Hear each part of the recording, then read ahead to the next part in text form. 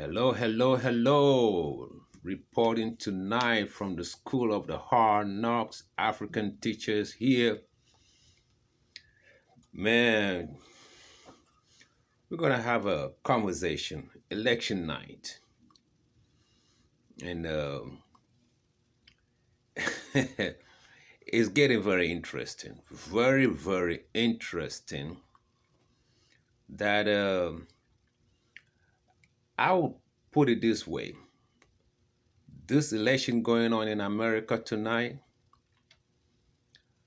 and the result that is streaming in tonight, it's a way for a lot of people to examine our mind and the effect of propaganda that is streamed into our mind that we do not think for ourselves no more. We try to think for people who want us to think the way they want to think. A lot of people will get a shock by tomorrow morning because a lot of people have their minds in TV, and what TV tells them is what they do. What the TV tells them is what they do, is how they follow. A lot of people stop thinking.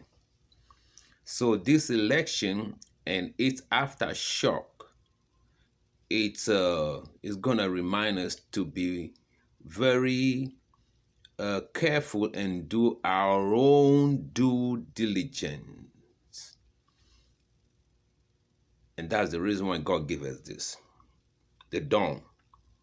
Here, the dawn. You see, the kingdom is here. The dawn is here. And if you don't make use of the dawn, use your common sense, make your own due diligence, and navigate your way through the jungles of all these barrage of propaganda, it's on you. It's on you. You see, the liberal media, spearheaded by these Democrats, shaping our way, who to love, who to hate, regardless of whatever, regardless of whatever. Hate the man, hate him. And sadly for we Africans, we come from a culture of the same political toxicity from our countries. You see, herd mentality, tribalism, tribalistic politics. Whether the man we're voting for is good or not, it's one of us. It's from the north, it's from the south, it's from the east, it's my people, it's from the east, it's from the center. You see, that is what killing Nigeria, killing other countries. It's from the north, it's from the south, it's from the east, it's from the west. It's one of us, bad or no bad, good or no good. You see, so we have that herd mentality. So when we come to America, it's good to look at the situation. You could vote for the Democrats. And the next time you look at the situation, and you could vote for the Republican. You see? But we came over here into America and with a herd mentality. You want to vote for the Democrats, good or bad. Whatever they do towards Africa, good or bad. We don't want to look into it. Doesn't matter what Obama did with Gaddafi, taking us back 500 years back. It doesn't matter what Hillary did in Baghdad, killing Gaddafi. I came, I saw, he's dead. Ha ha ha ha ha. That was Hillary about Gaddafi. She came, she saw, and he's dead. That's a human being talking about another human being that was killed cold-bloodedly. A woman in that case. But black people, no. The Clintons were their darling. Regardless of how much money donated by the whole world for Haiti, the post-earthquake Haiti, to the Clintons, and the money never made it to Haiti. The people are still suffering. It doesn't bother black people because it's none of us. We are not Haitians, so we are like that. We are just like that. Because it's not us, because that's the kind of politics we were used to in Africa. My people are ruling, other people are hurting. It's not me, so it's all right. Haitians are hurting. It's not us. So the Clintons are still good in our book. The Clintons are still good in our book. Then came a certain guy called, what is his name? Barack Obama. Hussein Obama. Did nothing for Africa, did nothing for black people. But we don't care. Whatever I didn't do to black people, or whatever I didn't do for black people, whatever I did for who, we don't care. Love him regardless. We love him regardless. So, the same way as we've been shaped, our minds have been shaped, it came to the turn of another white man, Trump. He's a bad man. He's a racist. And when you ask them how many people he's been racist towards, he's a racist. But what about the man he's running against, who stood up in the Congress and stood up on a bill and said, I don't give a damn the circumstances of black people. I don't give a damn. They got to go, Pass the crime bill and lock them up. Very cocky, very confident about locking up black people. The media say he's good. All black people, herd mentality. Herd mentality. A herd mentality. Wildebeest mentality. And we never stop and say, how could the whole media, print media, electronic media, everybody, news readers, newscasters, everybody is so just have some hate for one man. People asking you, man, he's Trump, Trump is a racist. Why are you supporting him? Racists, all of them are racist. Show me one of them that is not racist. So why this one becomes racist? They've been killing black people in America a long time before he came on. Hello? A lot of black people were shot during Obama. So what is new? Rodney King in 1995 or 4, whatever, Trump wasn't there. Okay. So what is new about this one? All of them are. Their policies in Africa shows that they don't care about none of us. Their policies in the Congo shows they don't care about none of us. So what made this one never had a political office before, never passed a bill to put nobody in jail before, But all of a sudden, he's the most racist people. And so, two devils running. All of a sudden, we clean the other one up who stood up for a bill to lock up your brothers and sisters. We clean him up. We quickly forgiven him.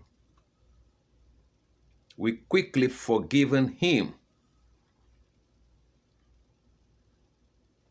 We quickly forgiven him. We quickly forgiven him.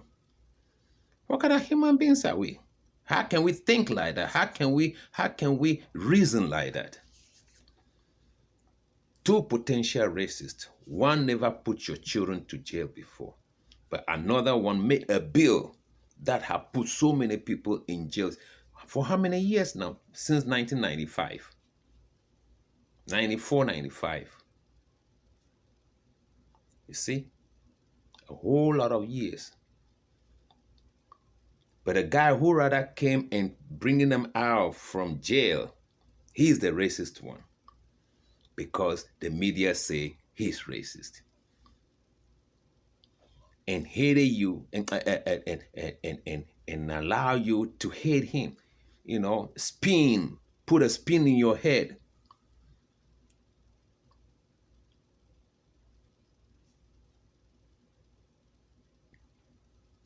You see, but a lot of people say, hey, the people who love him voted for him. But the point is, a lot of people didn't buy the BS.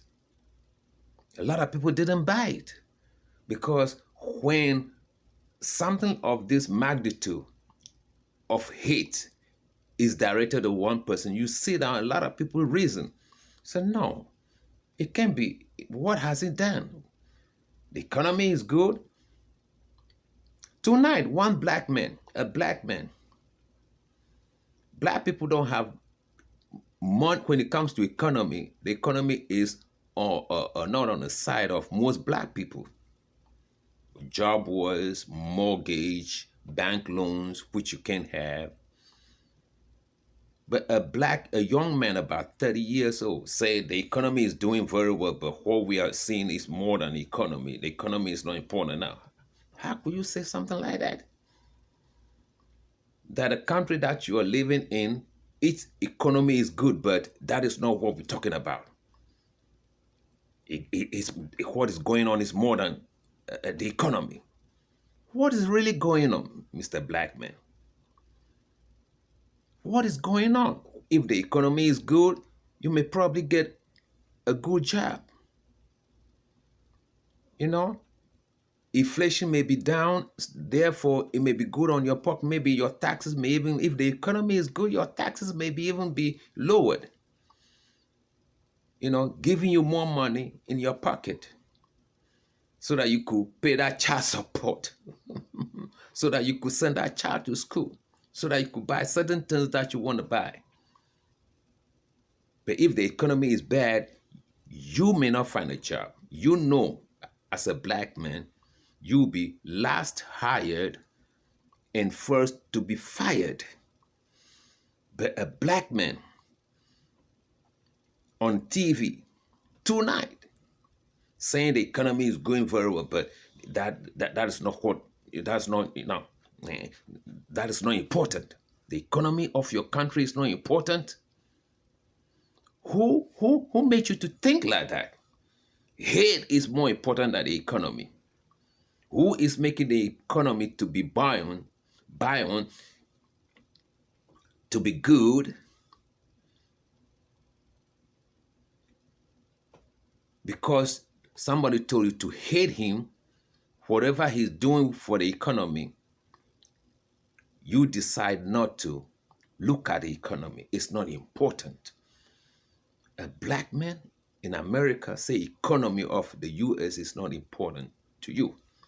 And if it's really, really, really bad and there's recession, you're going to be you may not even qualify for unemployment. You may not be even qualified for unemployment benefits. But they put a camera in your face, a microphone in your face. and to pump up the camp, to say something for the gallery, for your masters who have been urging you on to hate, to carry bitterness for a man who never done nothing to you.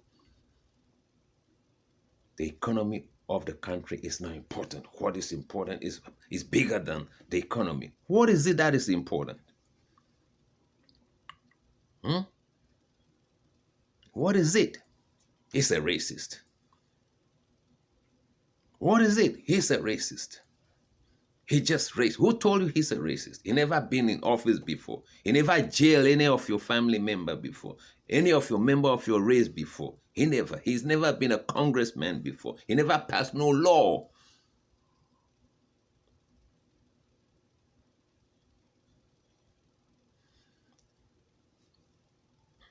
The historical black colleges, Obama couldn't even find money for them. They were looking for money so that money that they could have so that they could allow a lot of smart black people on scholarship. They need that money so that they could run scholarship to some black people. They don't want that money to put in their pocket. They've been knocking on Congress and nobody. Obama, 8 years of Obama, 8 years of Obama.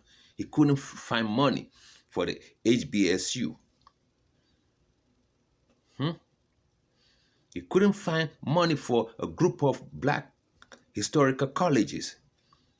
This man who is racist was able to find $500 million, 500 million, and give it to the school so that they could run programs and allow poor but bright black children, black, high schoolers, black graduates from high school, give them scholarship that help them so that they don't have to come out from school with a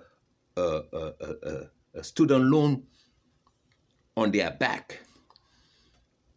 They don't have to put that burden on their poor families. But a black man, you standing up in front of a camera and a microphone, the economy is good, but that is not important. What is important is bigger than the economy. What is it that is important? Because the man is racist. He got to go. Herd mentality. Herd mentality. A wilder beast mentality. If one drone, all of them will go and drone. We should be very careful, you see, and do our own due diligence. You see, if anything pop up tonight, to our surprise, we should take a lesson from it and use it to guide our own politics in Africa. The herd mentality that is in Africa that we've been bred into brought many Africans over here just to be, by default, you're a Democrat. Have you ever thought that the KKK is the armed thug for the Democrats? That the KKK is a Democrat army which was put together through enviness and jealousy to pull down black people and their progress. The KKK was the one who touched Tulsa, Alabama, the Black Wall Street, where a whole city where black people have everything for them, some doctors, lawyers, car dealership, hospitals, hotels, stores. Through enviness, because these are people who came out from slavery and were able to build themselves up and were doing so better in 1920, 1930, way better than a lot of white people. Enviness. And it was the Democrat Party with their dogs called KKK. You see, that pulled Rosewood in Florida. The movie is there. In Tulsa, Oklahoma. The stories are there. But that doesn't matter. It doesn't matter. They point them to you. The KKK are white supremacists. But if they are really white supremacists and we want to know whether they belong to the Republican or they belong to the Democrat, then they shouldn't have put any hood on because it could be your postmaster. It could be your bank manager. It could be the local democratic Democrat leader in your town. It could be. That's where they have to put on a hood. You never think about that, right? It could be your postmaster. It could be the school principal for your children. That's where they got to put on a hood. It could be your Democrat chairman, local chairman for the Democrat Party. But we don't want to do our due diligence. So when they tell you the KKK are white supremacists and the white supremacists are Republicans, and you buy that. And the people that you are working for tells you they're Democrat, they smile at you, and you buy that. Forgetting that the same people you smile to you could be the one putting on a hood in the night. You see, your due diligence. Let's do our due diligence and look through the things and make our personal decision, not on herd mentality.